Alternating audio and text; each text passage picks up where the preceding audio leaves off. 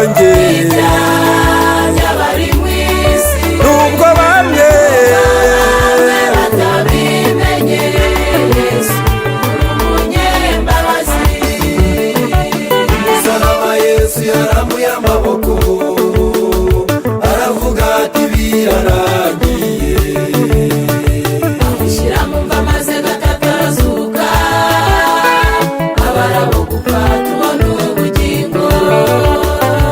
umusaraba Yesu yarambuye amaboko aravuga ati birarangiye amushyira mu mva maze gatatu arazuka abara bo gupfa tubona ubugingo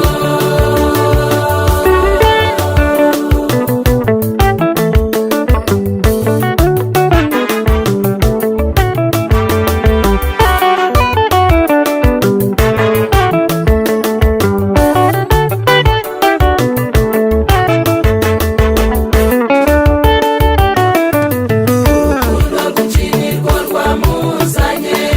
udupfira ku musaraba twarabo gupfa tuzize ibyaha ariko Yesu araboneka yari uwakubahwa n'abo mu ijuru bose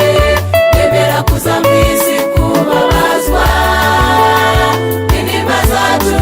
yazishyizeho imibyimba ye ntiyadukirisha urukundo rwinshi urukiko rwamuzanye udupfira ku musaraba twarabo gupfa tuzize ibyaha ariko Yesu araboneka yari uwo kubahwa n'abo mu ijuru bose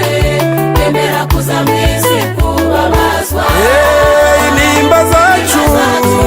yazishyizeho imibyimba ye ntiyadukirisha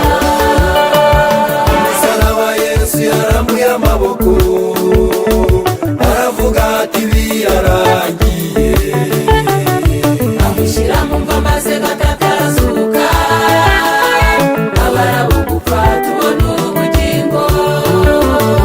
umusaraba Yesu yarambuye amaboko aravuga ati birarangiye amushyira mu mva maze gatatu arazuka abara bo gupfa tubona ubugingo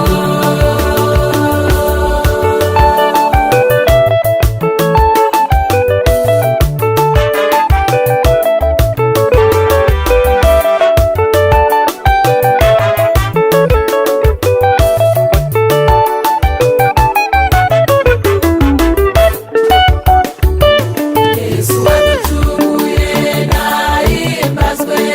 n'abatuye mu isi bose napfukamirwe n'amavi yose kuko yakoze umurimo ukomeye yaritanze amahanga arabimenya amena amaraso menshi ku bwacu ubugingo niwe tubukesha nta n'ubumwizera wese arakizwa yesu wacu nahimbazwe nahimbazwe n'abatuye mu isi bose napfukamirwe n'amavi yose kuko yakoze umurimo ukomeye yaritanze amahanga arabimenya amena amaraso menshi ku bwacu ubugingo niwe tubukesha nta n'ubumwizera wese arakizwa umusaraba Yesu yarambuye amaboko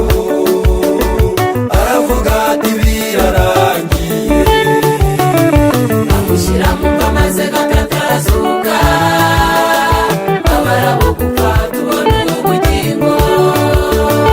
umusaraba Yesu yarambuye amaboko aravuga ati birarangiye